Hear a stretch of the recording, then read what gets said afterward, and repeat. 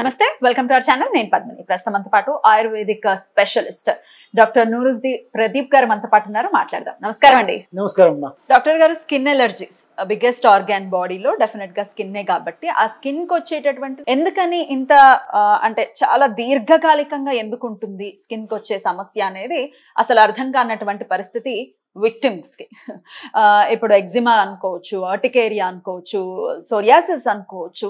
అసలు ఈ skin related issues అయితే అయ్యో బాబోయ్ వీటిని ఎలాగా, వీటికి అసలు ఉందా సొల్యూషన్ అని నిజంగా ఏళ్ల తరబడి బాధపడుతూ ఉన్న వాళ్ళు ఉన్నారు.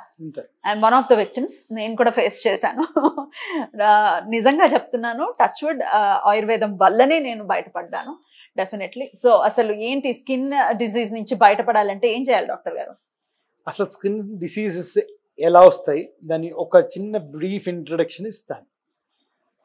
మన శరీరంలో లోపలికి వెళ్ళిన ఆహారం మనకి కావాల్సింది తీసుకుని అక్కర్లేదో వదిలేయాలి, దాన్ని మలము అంటారు. అలాగే ఈ మనకు అర్థమైంది ఏంటి, ఇంటెస్టైన్స్లో వెళ్ళిన ఆహారం మలంలాగా వెళ్ళిపోతుంది. అలాగే లోపలికి ఏదైతే బ్లడ్ అబ్జార్బ్ చేసుకుంటుందో ప్రతి సెల్లోనూ దానికి కావాల్సింది తీసుకుని దానికి అక్కర్లేదో వదిలేస్తుంటుంది. అవన్నీ టాక్సిన్స్ లానే ఉంటాయి. అంటే మా సిస్టంలో దాని మలాలు అని అంటారు. ఆ మలాలు బయటకు వచ్చేది మెయిన్గా 3 రకాలుగా. ఒకటి లివర్లోంచి మీకు మోషన్లోంచి వెళ్ళిపోతుంది, అది టాక్సిన్ తీసేసేది. అలాగే మీ కిడ్నీలోంచి యూరిన్ బయటకు వస్తుంది. అన్నిటికంటే పెద్ద ఆర్గన్ స్కిన్లోంచి స్వెట్లా బయటకు వస్తుంది. ఈ 3 మన శరీరం నుంచి మలాలు బయటకు తీసే ప్రక్రియలు. ఎప్పుడైతే మీకు ఫస్ట్ మేజర్ ప్రక్రియ ఏదైతే ఉంటుందో లివర్ ప్రక్రియ, లివర్లోనే మ్యాక్సిమం టాక్సిన్స్ బయటకు పోతాయి. ఎందుకంటే మన లివర్ ఈజ్ ద బెస్ట్ డీటాక్సిఫైయర్ అంటారు కాబట్టి. ఆ లివర్ కనుక మీకు దాని మీద లోడ్ పడినా సరే, లేదా అది కొంచెం పని చేయకపోయినా సరే, నెక్స్ట్ 2 వాటి మీద మీకు లోడ్ అంతా పడిపోతుంది. ఇప్పుడు మీరు ఫర్ ఎగ్జాంపుల్ నేను ఇది చెప్పింది అన్ని డిసీజ్కి యూజ్ అవుతుంది. ఇప్పుడు ప్రమేహం ఉంది, ప్రమేహం అంటే డయాబెటీస్ ఉంది. డయాబెటీస్లో when your liver is in trouble, అంటే ఇన్సులిన్ ప్రొడక్షన్ వల్ల కానివ్వండి, ఇన్సులిన్ రెసిస్టెన్స్ వల్ల కానివ్వండి, దేనివల్ల అయినా కనుక అక్కడ ట్రైగ్లిజరైడ్స్ ఎక్కువ అవుతున్నాయి, షుగర్ ఎక్కువ లోడ్ అక్కడ పడిపోతుంది. కాబట్టి ఆ లోడ్ని నెక్స్ట్ తీసుకునేది యూరిన్. ఆ యూరిన్లోంచి బయటకు వచ్చేది ప్రభూతావిల మూత్రత అంటారు. అంటే యూరిన్లోంచి మీకు ఫస్ట్ మీకు బయటపడే ఇన్సుపిడిస్ అంటారు, డయాబెటీస్ ఇన్సుపిడిస్. ఫస్ట్ మీకు ఆ షుగర్ వస్తుంది అని తెలిసేది ఎక్కువసార్లు యూరిన్ రావడం, లేకపోతే ఎక్కువ క్వాంటిటీలో యూరిన్ రావడం. సో దిస్ ఈజ్ బేసికలీ ఆ మలం అక్కడి నుంచి వెళ్ళకపోతే ఇక్కడి నుంచి బయటకు వస్తుంది. అలాగే ఇక్కడ కూడా వెళ్ళట్లేదు అనుకోండి, దెన్ నెక్స్ట్ ఏంటి, స్వెట్లోంచి వస్తుంది. స్వెట్ వర్డ్స్ చాలా చక్కగా ఉండి మనం చక్కగా ఎక్సర్సైజ్ చేస్తూ స్వెట్టింగ్ ఉంటూ ఏసీలు గీసీలు వాడకుండా ఉంటే గనక స్వెట్ కరెక్ట్గా వచ్చి ఆ టాక్సిన్స్ బయటకు వస్తాయి.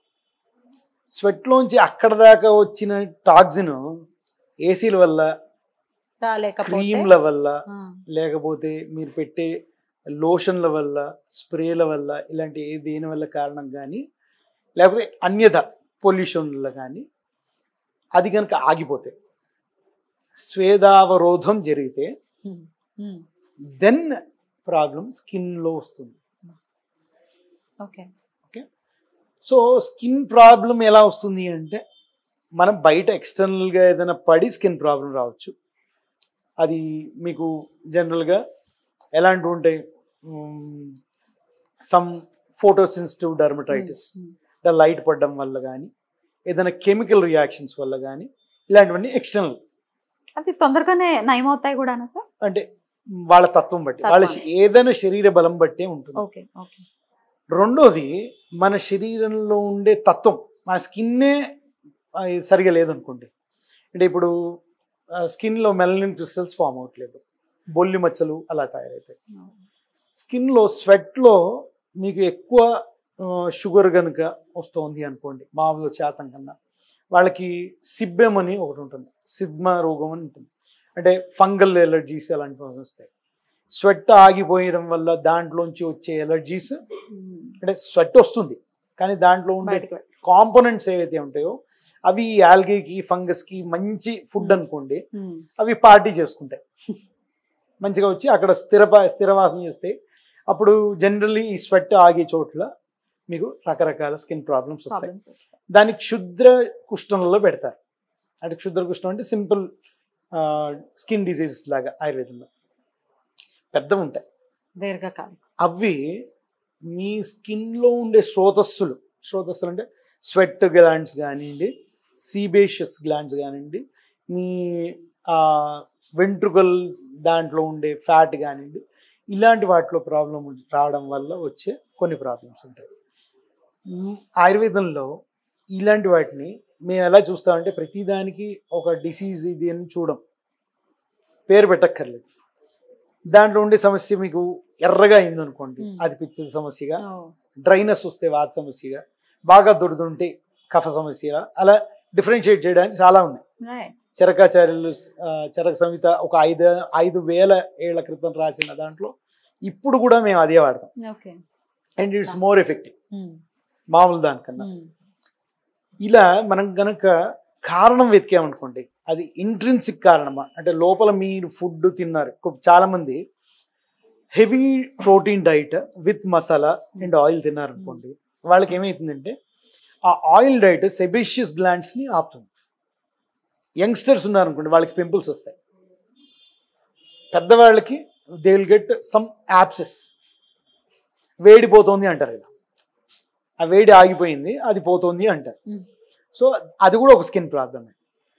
అలాగే మీరు కనుక ఇంకొక రకంగా చూస్తే వాళ్ళు తినకపోవడం వల్ల, ఇప్పుడు ఎక్కువ తినడం వల్ల చెప్పాను, తినకపోవడం మనకు కావాల్సినంత న్యూట్రిషన్ తినకపోవడం వల్ల వచ్చే ప్రాబ్లమ్స్ కొన్ని ఉంటాయి. అంటే చిన్నపిల్లలకి పొట్టలో క్రిములు ఉంటే వాళ్ళకి న్యూట్రిషన్ ఉండదు, వాళ్ళకి మొహం మీద మచ్చలు రావడం, స్కిన్ డ్రై అవ్వడం, మోచేతులు మోకాళ్ళ దగ్గర చిన్న చిన్న కురుపులు రావడం, ఇలాంటివి ఉంటాయి. ఇది కూడా స్కిన్లో ప్రాబ్లమ్సే. అది న్యూట్రిషనల్ డిఫెక్ట్. న్యూట్రిషన్ ఎక్కువైనా అంటే సాధారణం కన్నా ఎక్కువైనా విచిత్రంగా తిన్నా అధ్యసన అని ఒకటి ఉంటుందండి. చాలా అంటే స్కిన్లో అన్నిటికంటే ఫుడ్ ఈజ్ మెయిన్.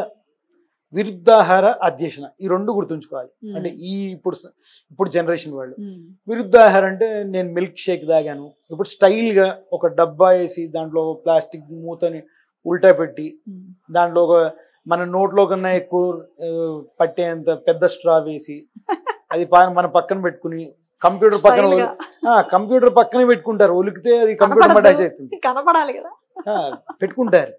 అది తాగినప్పుడు, ఈ మిల్క్ షేక్స్ తాగినప్పుడు ఇది చాలా పెద్ద విరుద్ధాహారం. చాలా మంది అడుగుతారు, మేము చాలా మంది తాగుతున్నాం, ఏం కాదండి. వెంటనే ఏం కాదు, టైం పడుతుంది. పాపాలు చేస్తే వెంటనే శిక్షిస్తున్నాడా? అలా ఉండదు, మీకు టైం పడుతుంది. మీకు శరీరంలో అక్యూములేట్ అయిన టాక్సిన్స్, ఒక అక్యూములేట్ అయిన టాక్సిన్స్ ఏవైతే ఉంటాయో ఒక థ్రెషోల్డ్ దాటితేనే ఆ ప్రాబ్లమ్స్ క్రియేట్ చేస్తాయి.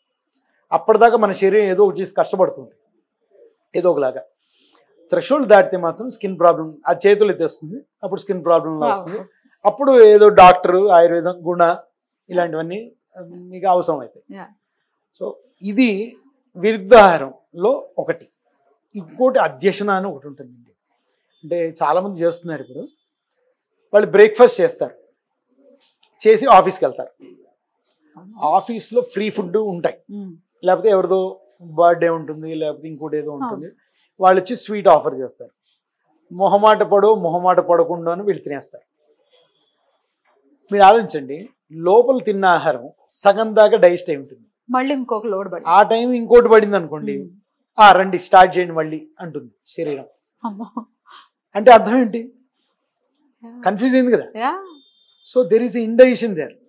ఆ ఇండైజెషన్ చాలా వాటికి కారణం. స్కిన్ ప్రాబ్లమ్స్ కి ఇది one of the major issues. So సమయం ఇవ్వాలి, తిన్నదానికి సమయం ఇవ్వాలి. అంటే మనం ఏం తిన్నామో గుర్తుంచుకోవాలి.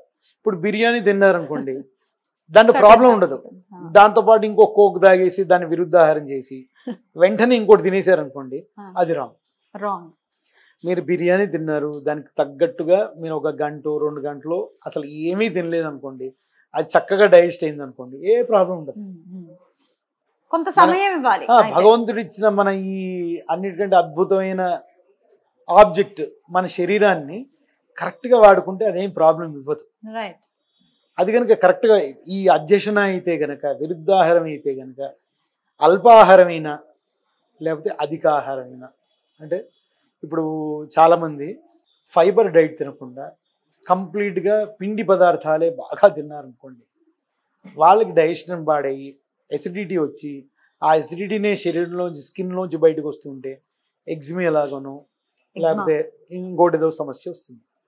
అలాగే ఏటోపిక్ ఉంటాయి, అంటే అడ్డుపడడం వల్ల మనం ఇప్పుడు తిన్న ఆహారం సరిగ్గా డైజెస్ట్ అవ్వకుండానే వెళ్ళిపోయింది అనుకోండి లోపల, దాన్ని ఆమం అంటారు.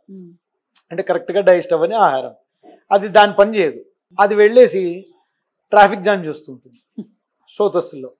సో మీకు బయటికి రావాల్సిన టాక్సిన్స్ బయటికి రాకపోవడం, ఎక్కడైతే న్యూట్రిషన్ వెళ్ళాలో అక్కడ అందకపోవడం ఉంటుంది. అందకపోవడం ఉండడం వల్ల కూడా కొన్ని డిసీజెస్ వస్తాయి, స్కిన్ డిసీజెస్. ఇన్ని ఆస్పెక్ట్స్ ఉంటాయి. సమస్య వస్తుంది, స్కిన్ ప్రాబ్లం వచ్చింది అంటే మనం అక్కడ వాళ్ళ గుణగణాలు బట్టి, వాళ్ళ ప్రకృతి బట్టి, వాళ్ళ లైఫ్ స్టైల్ బట్టి, వాళ్ళు తీసుకునే ఆహారం బట్టి మనం అన్నీ ఇస్తాం. అంటే ఆయుర్వేదంలో, గుణ ఆయుర్వేదంలో స్పెషల్లీ మేము మోర్ ఎంఫసిస్ ఆన్ వాళ్ళ డైట్ ఏం తీసుకుంటున్నారు, వాళ్ళ లైఫ్ స్టైల్ ఎలా ఉంది. పెద్ద డైట్ చెప్పమండి, సింపుల్గా వాళ్ళకి నేర్పిస్తాం. We are not dieticians, we are diet coaches. వాళ్ళ కోచింగ్ ఇచ్చేసాం అనుకోండి, పర్మనెంట్ సొల్యూషన్. నేర్పిస్తే బెటర్ కదా, ఎప్పటికైనా సరిపోతుంది. సో ఈ రెండు ఫస్ట్ చేయకుండా మనం ఎన్ని మందులు ఇచ్చినా అది పనికిరాదు. రైట్. ఈ సోరియాసిస్ ని ట్రీట్ చేశారండి ఇప్పటివరకు? సోరియాసిస్ చేస్తామండి. పర్మనెంట్ ట్రీట్మెంట్ ఉందా? Never say permanent treatment. Even కోల్డ్కి కూడా పర్మనెంట్ ట్రీట్మెంట్ ఉంటుంది అని అన్నాం. ఎందుకంటే అన్నీ మళ్ళీ కారణాలన్నీ వచ్చేసినాయి అనుకోండి, అది ఖచ్చితంగా నేచర్ ఈజ్ ఆల్వేస్ సిన్సియర్ అంటే క్యూర్ చేస్తుంది. Disease is also sincere, disease also nature. అన్ని దానికి అనుగుణంగా వచ్చినాయి అనుకోండి, అది క్రియేట్ చేస్తుంది. క్యూర్ ఉందా? క్యూర్ ఉంటుంది. క్యూర్ అనే word I don't know, but విచర్చిక అని మా దాంట్లో చెప్తారు. అది అసాధ్యమైన వ్యాధి కాదు అని ఉంది, కాబట్టి ఆయుర్వేదంలో ఖచ్చితంగా దాన్ని సాధ్యమే. ఎంత సమయం పట్టొచ్చండి? డిపెండ్స్ అండి, వాళ్ళకి చాలా రోజులు ఉంటుంది. ఒక 16 years నుంచి ఒక పర్సన్ సోరియాసిస్ అనే బాధతో ఉంటే కనుక ఫస్ట్ వాళ్ళ లైఫ్ స్టైల్ ని చేంజ్ చేస్తారు, వాళ్ళ ఫుడ్ అన్ని చేంజ్ చేస్తాము. వాళ్ళకి ఒక బేసిక్ శమనం చికిత్స చేస్తాం. దాంట్లో శరీరాన్ని కొంచెం డ్రై చేసేటట్టు చేస్తాం. చేసిన తర్వాత అప్పుడు పంచకర్మలకు తీసుకొస్తాం. ఆ టాక్సిన్ ఎందుకు బయటకు రాలేదు? ఇప్పుడు సోరియాసిస్ ఉందనుకోండి, సోరియాసిస్ ఏంటి? అది నిజంగా డిసీజ్ కాదు, it's confusion of the body. దాన్ని ఎక్కువ స్కిన్ ప్రొడ్యూస్ చేసేస్తుంటుంది. దానికి పైన న్యూట్రిషన్ లేకపోవడం వల్ల డ్రైగా అయిపోతూ ఉంటుంది, కింద న్యూట్రిషన్ కరెక్ట్గా అందకపోవడం వల్ల ఆ డెడ్ సెల్స్ లాగా ఉంటాయి. So it's mixer of normal cells, dead cells అన్ని కలిసి ఉంటాయి. కాబట్టి అది ఫ్లేకీగా శరీరానికి అంటుకుని ఉంటుంది. వాళ్ళు పీక్కునే ఒక సమస్య ఉంటుంది, ఇచ్చింగ్ కూడా ఉంటుంది. సో వాళ్ళ లైఫ్ స్టైల్ చేంజ్ చేయాలి, వాళ్ళ డైట్ మెయిన్గా చేంజ్ చేయాలి. ఆ తర్వాత శోధన చికిత్స అని ఒక కంప్లీట్గా వాళ్ళని డీటాక్సిఫై చేయాలి. డీటాక్స్ చేయడానికి 30 days పడుతుంది. దాని తర్వాత చేసే చికిత్సే మెయిన్. మెడికేషన్ మీద ఉంచుతారా లేకపోతే? మెడికేషన్ ఈజ్ ఇన్ఎవిటబుల్, అది లేకుండా అవ్వదు. ఎందుకంటే ఓన్లీ క్లీన్ చేయడం కాదు, క్లీన్ చేసి ముగ్గులు కూడా పెట్టాలిగా. ఆ ముగ్గులు పెట్టడం అనేది మందులు లాగా. సో ఆయుర్వేదంలో ఉంది ఇది. సోరియాసిస్ అనుకోవచ్చు, ఎగ్జిమా అనుకోవచ్చు, you name any skin disease. పేర్లు కన్నా ప్రాబ్లం బట్టి, వాళ్ళ ఏ కారణం బట్టి చేస్తే కనుక వాళ్ళకి permanent solution definitely. So skin disease తో బాధపడుతున్నాం ఏళ్ల తరబడి అని కాకుండా పర్ఫెక్ట్ గా డయాగ్నోస్ చేసే వాళ్ళ దగ్గరికి, అలాగే ట్రీట్మెంట్ కరెక్ట్ గా అంది క్యూర్ అయ్యే విధంగా ఎవరి దగ్గరికి వెళ్ళాలి అనేది డెఫినెట్ గా ఆలోచించాలి. అలోపతి ట్రీట్ చేయకనే చాలా మంది ఇబ్బంది పడుతున్నారు. అలోపతి అని తిరిగి డాక్టర్స్ కూడా చేతులు ఎత్తేసినటువంటి పరిస్థితుల్లో కూడా ఆయుర్వేదం హెల్ప్ చేసిన